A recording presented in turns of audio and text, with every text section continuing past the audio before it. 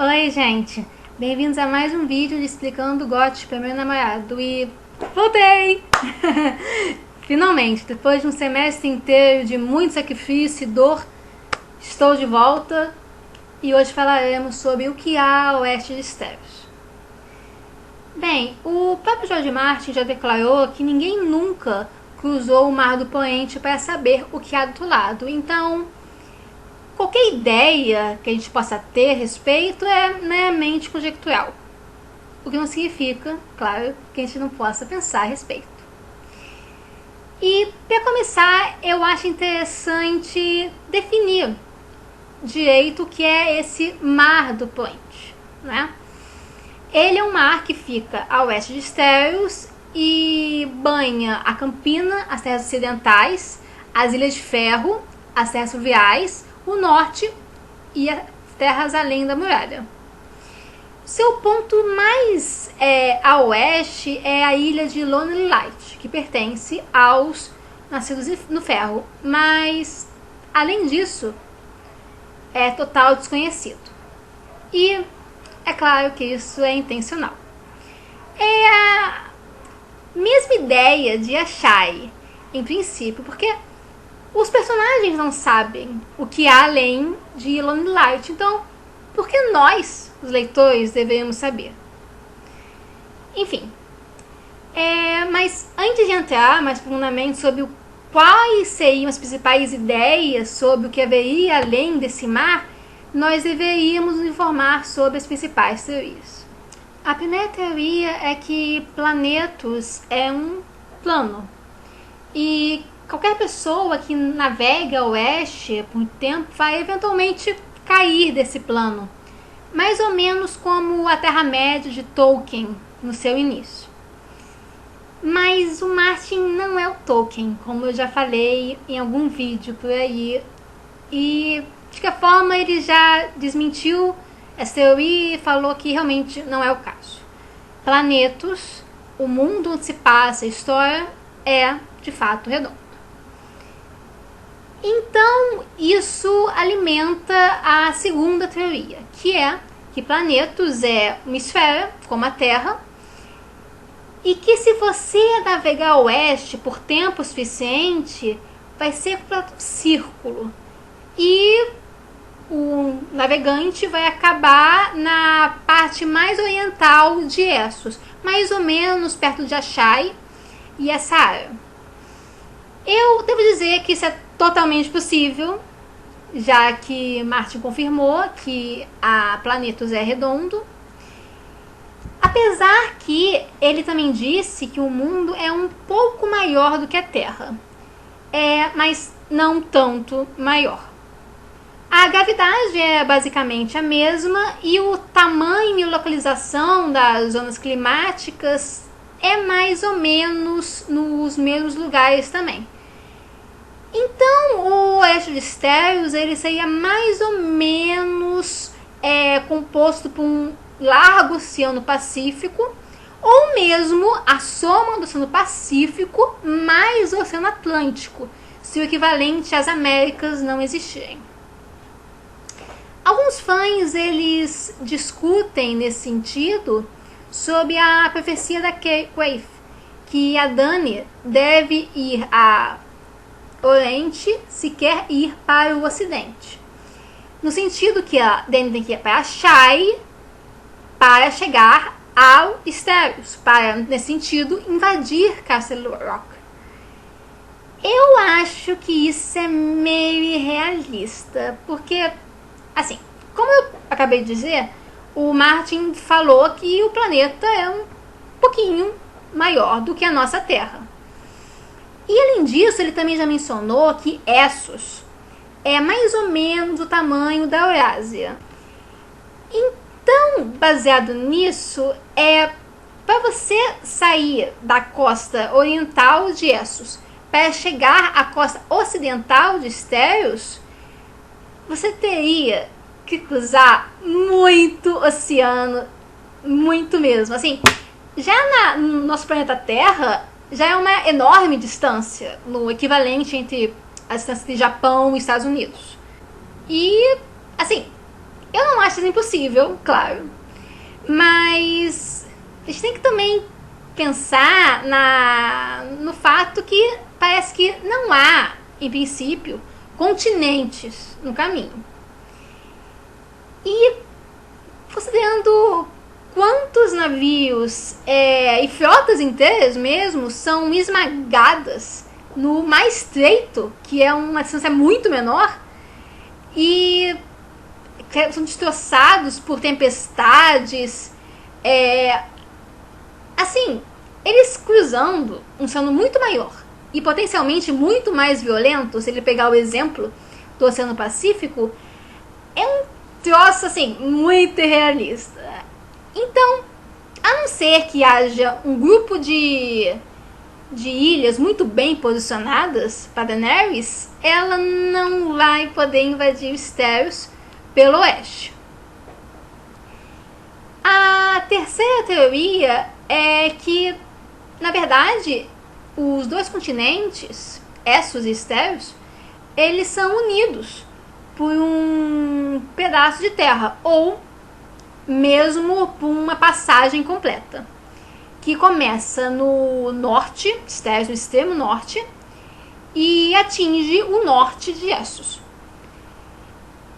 Isso significa que, tecnicamente, os outros, eles podem chegar a Essos quando a longa noite acontecer. E, da mesma forma, as crianças da floresta e quaisquer outros monstros. Isso também pode significar que todas as criaturas, elas podem ter sido originalmente de Essos e depois tenham ocupado Westeros. Tipo um paralelo que aconteceu na Terra pelo Estreito de Bering. E, à primeira vista, eu devo dizer que isso me parece meio improvável, porque, assim, se existisse tal unidade, maior ou menor, não importa, mas pessoas não saberiam a respeito disso? Não me entendam mal, eu acho que essa passagem existiu, de fato, há algum tempo, e foi assim que os humanos se espalharam, seja de Westeros para Essos ou de Essos para Westeros. Mas essa união, assim como a sua contraparte na Terra, desapareceu há muito tempo. Por outro lado, há uma passagem muito interessante pelo Mance Rayder, que quando ele conhece o Jon, eles conversam sobre vários assuntos, encerrando pela narrativa do Mance sobre por que ele decidiu desertar da Patrulha da Noite. Ele fala que durante uma caçada ele ficou muito ferido, um animal atacou ele, e os seus companheiros temeram que ele não fosse chegar vivo para ser tratado pelo Maester da muralha. Então eles o levaram até uma mulher que o curou, cuidou dos ferimentos e o guiou de volta à sua saúde. E também ela remendou a sua capa, costurando os rasgões do manto e tal. E para isso, ela usou seda escarlate de Ashai, que a sua avó teria tirado de restos de um barco afundado que apareceu na Costa Gelada. Agora, considerando a localização da Costa Gelada, que é diretamente acima da Ilha dos Ursos, nós devemos pensar em duas coisas. Primeiro, o que um navio de comércio estaria fazendo ali? Porque simplesmente não há grandes cidades perto, não é um grande porto natural. Não existe tantos negócios assim, feitos assim. Então um navio estar ali é meio esquisito. Mas tá. Vamos supor que o navio realmente foi pra lá. Nós não devemos estranhar, talvez, que o navio de Ashai ter percorrido toda aquela distância. Se é possível que ele tenha pego algum tipo de atalho, um atalho que talvez seja parte dessa passagem entre Essos e Estéreos. Quem sabe, pode ser uma passagem marítima que facilite, assim como há uma passagem terrestre. Aliás, a presença de um navio de Ashai pode indicar que há, de fato, uma rota comercial ali terrestre. Então, é uma ideia a se considerar, apesar de sempre provável.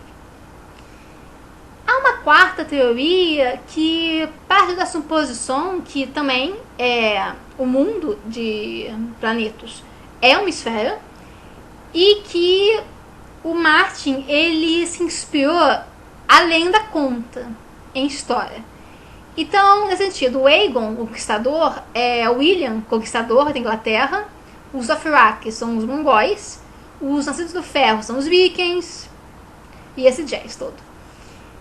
Então, para continuar essa sequência, seria natural que existisse um Colombo em algum lugar do planeta que fosse navegar a oeste e descobrir a América de planetas. Seria interessante descobrir uma nova terra, ou mesmo monstros diferentes que nós ainda não ouvimos falar, mas creio que isso é bastante improvável, que se já tivesse que ser introduzido na história, isso já teria acontecido. Então, como vocês puderam ver, não há tanto conhecimento assim sobre essas teorias. Elas se baseiam muito mais em hipóteses, suposições, conjecturas teóricas, além de muitos rumores e lendas. Mas, por outro lado, nós temos algumas histórias de diferentes pessoas que podem servir de base para algumas teorias, como a do Mance. Mas, como nada ainda foi verificado, a gente acaba ficando na mesa. A única coisa que nós podemos utilizar com certeza é o Mar do Poente e a ilha de Lonely Light, que é a sede da casa Farrod. Nós talvez devêssemos falar um pouco sobre eles. A casa Farrod, ou Fern, como é que quer que pronuncie esse nome, de Lonely Light, ou Luz Solitária em português, é uma casa das Ilhas de Ferro, construindo-se, na verdade, como um ramo da casa principal, que continuou em Great Wick. E as suas terras em Lonely Light, que é uma ilha a 8 dias de Great Wick, é o ponto mais ocidental já registrado em Estéreos, como eu já adiantei. E o seu patriarca, Gilbert, ele diz no Kingsmoot, quando ele se candidata a rei, que ele pretende levar todos os nascidos nessa terra de ferro para terras além do Mar do Poente, insinuando que ele sabe o que há além do Mar do Poente. Além disso, há uma história entre os Nascidos de Ferro que essa casa, esse ramo, é capaz de vargar, basicamente, transportar sua consciência em animais marítimos. Então, pode ser que essa casa de Lonely Light realmente saiba o que há além, o que há a oeste de Estéreos. Contudo, o Aeron, ele fala que os olhos do Gilbert, os olhos mutáveis do patriarca, eles são olhos de louco, olhos de tolo. E isso diz algo. Apesar que a mudança de tonalidade possa insinuar que realmente os membros Farrod de Lonely Light são capazes de transferir sua consciência em algum sentido ou tem algum poder análogo, mas já seria falar demais e sair do tema. De qualquer forma, sendo essa casa composta de gente puramente excêntrica ou algo mais, nós não deveríamos rejeitar de pronto a importância das Ilhas de Ferro para a compreensão dessa questão do que há a oeste de Estéros, já que há outra possibilidade muito interessante. No seu livro Canção que os Homens Afogados Cantam, o Meister Kirk sugere que a cadeira da Pedra do Mar, o trono da Casa Greyjoy, foi criado por pessoas que vieram de oeste do Mar do Poente. E eles deixaram, na sua visita, o trono da cadeira da Pedra do Mar. Contudo, como a enciclopédia diz, e o próprio Kirk teria reconhecido, aparentemente, não há evidências disso, apenas especulações. Além disso, o arquimestre Harag teve uma concepção de que os Ursos de Ferro, eles, na verdade, descendiam desses visitantes. Então, nesse sentido, os Ursos de Ferro, eles eram outra raça dos Sete Reinos. Eles não descendiam dos mesmos ramos do que o resto de Estéros. Além disso, cerca de um século antes dos eventos da história, um detalhe muito interessante foi sugerido pelo Meister Phil. Ele nasceu um bastardo de ferro, um pike, e notou uma semelhança notável entre a pedra que servia de base para a antiga fortaleza da Ilha da Batalha, que era uma enorme e enigmática fortaleza que servia de fundação para a torre dos Hightower, de Hightown, e Silstanshire, cujas origens eram similarmente antigas e misteriosas. O manuscrito de Theon defende que tanto a fortaleza quanto o trono pudessem ser o trabalho de uma raça de meios homens que foram gerados por criaturas do mar com humanos. Os Deep Ones, profundos, como ele os nomeia, teriam então dado origem às lendas acereias, enquanto quem os teria gerado, seus terríveis pais, seriam a origem da lenda do deus afogado do Nascido de Ferro. Então, tendo como base isso, eu acho que essa pedra negra, essa pedra oleosa e negra, pode ser uma pista bem legal para a gente pensar sobre o que poderia haver além da ilha de Lonely Light. Porque é muito interessante como essa pedra, além de ser um componente da misteriosa cadeira da Pedra do Mar, ela também está em lugares muito distantes de planetas, como a cidade de Wen, os 5 fortes de Waitai, a Ilha dos Sapos e, claro, a Shire. Antes de continuarmos, eu acho interessante dar uma breve contextualizada nessas 4 localidades, até pelo bem do argumento. Começando por Wen. Wen é uma cidade do continente Sotoros, ao sul de Essos. Na verdade, ela foi uma cidade, porque ela está abandonada há muito tempo. Sendo construída com pedra negra oleosa em blocos tão maciços que seria necessário vários elefantes para movê-los, ela está isolada, abandonada há milhares de anos. Mas, mesmo assim, a selva que a cerca não a invade.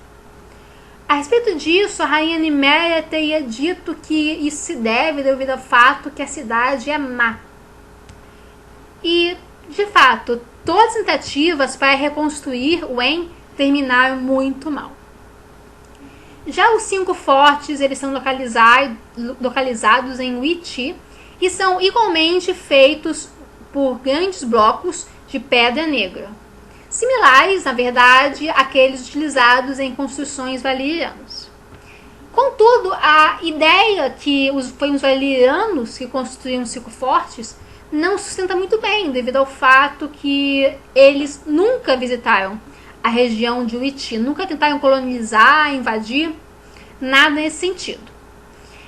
Então, a teoria mais aceita é que os 5 fortes, na verdade, eles são anteriores ao Império Dourado, e alguns mesmo defendem que eles foram construídos pelo Rei da Pérola para manter o Leão da Noite e seus demônios fora do reino dos homens. Já a Ilha dos Sapos, que é na verdade uma das Ilhas Basilisco, que é um lugar basicamente habitado por corsários, traficantes de escravos, mercenários, assassinos, basicamente o pior da humanidade,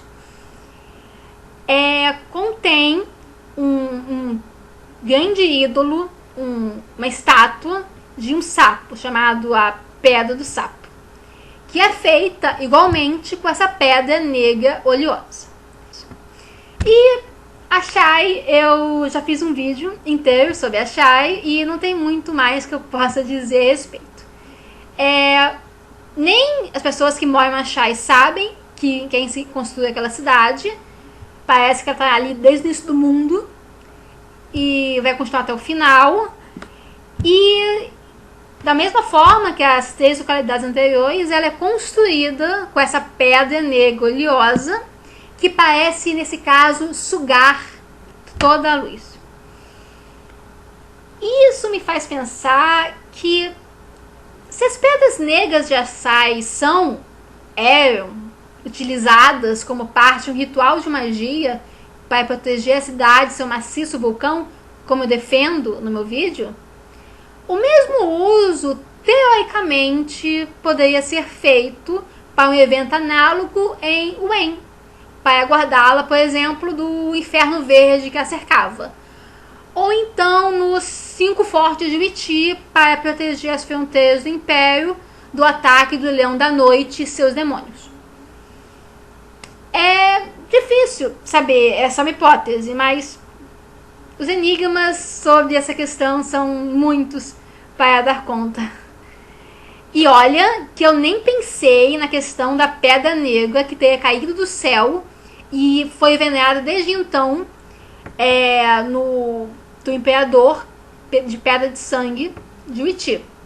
Um culto que teoricamente teria provocado, com o passar do tempo, a longa noite.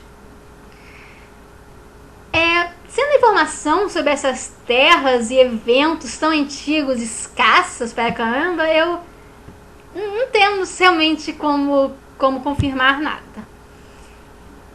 O que não significa, é claro, que não podemos fazer várias hipóteses a respeito. Mas e aí? Onde tudo isso leva? Quer dizer, há algum meio de ter uma resposta mais satisfatória sobre o que há a oeste de Steros? Difícil. Pelo menos até termos mais informações sobre esse mundo ou outros dados a serem somados para a dinâmica por outros livros. A quantidade de dados que temos sobre o que aconteceu antes dos valerianos é bem pequena e generalista, se concentrando basicamente na enciclopédia O Mundo de Gelo e Fogo. Além disso, as coisas que eu encontrei não estavam realmente numa fonte confiável. Então, tudo que dá para fazer agora, sabendo tão pouco sobre a história antiga de planetas, é dar um palpite acertado, tentar pelo menos, sobre o que há a oeste de Steros. E, para mim, o que há é, em grande medida, um enorme oceano. O que já é a crença mesmo dos estudiosos de Steros. Talvez até mesmo existam umas ilhas aqui e outras ali, assim como Lonely Light, que é a mais ocidental em relação a Steros. E uma delas até pode se ligar a Essos de alguma forma, o que não torna necessário que haja uma ligação entre Essos e Steros. Isso não é de fato mais importante, apesar de ser interessante. Eu diria que todas as localidades com essa pedra negra oleosa que a gente viu no item anterior, elas indicam que mesmo antes dos primeiros homens, ândalos, criança floresta, valianos e talvez até mesmo antes dos deuses imperadores de Uiti, outra civilização que ainda desconhecemos dominou grande parte do planeta. O que, na realidade, combina perfeitamente com a crença dos nascidos de ferro de que descendem de uma raça à parte do restante de Estéreos. Mas, supondo que tal civilização exista, onde ele está agora? Provavelmente ela recuou para o oeste de Estéreos há muito tempo devido a algum tipo de catástrofe, talvez antes mesmo da chegada dos primeiros homens. Se a catástrofe foi longe demais para que a sua pedra negra pudesse protegê-los? Será que foi a primeira longa noite que tenha sido provocada pelo imperador da Pedra de Sangue de Uiti? Não sabemos. Enfim, eu penso que esse suposto povo, ele não tem mais sua sede em um continente, se é que teve algum dia. Para mim, as terras que tinham que ser conhecidas em planetas já o foram. Não haverá uma próxima revelação de um novo continente. Não haverá a descoberta das Américas. O que pode acontecer é algum personagem, talvez mesmo Daenerys, quem sabe, esbarrar numa cidade oceânica, talvez nos moldes de Atlantis. Isso, aliás, combina bem com as crenças dos habitantes de Irben sobre um antigo reino afogado no lugar onde hoje se encontram as 1000 ilhas. Mas é muito difícil saber ao certo.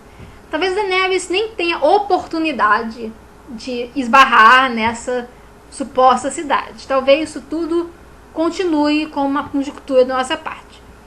Mas que tudo isso conversa muito bem com as crenças do Nascido de Ferro, conversa. Ao menos a existência de marcos tão significativos construídos com essa pedra negra oleosa significa que talvez tudo isso vai ser esclarecido em algum momento, nos livros, ou uma enciclopédia, um livro à parte, quem sabe? Ou não. Talvez nada seja esclarecido. Talvez tudo seja mantido mesmo em mistério para manter aquele ar de desconhecimento inicial que eu falei lá no início do vídeo. Só esperando mesmo. Acho que quem viver verá. Então é isso, gente. Espero que eu não tenha perdido o jeito. Foram muitos meses, né? Longe.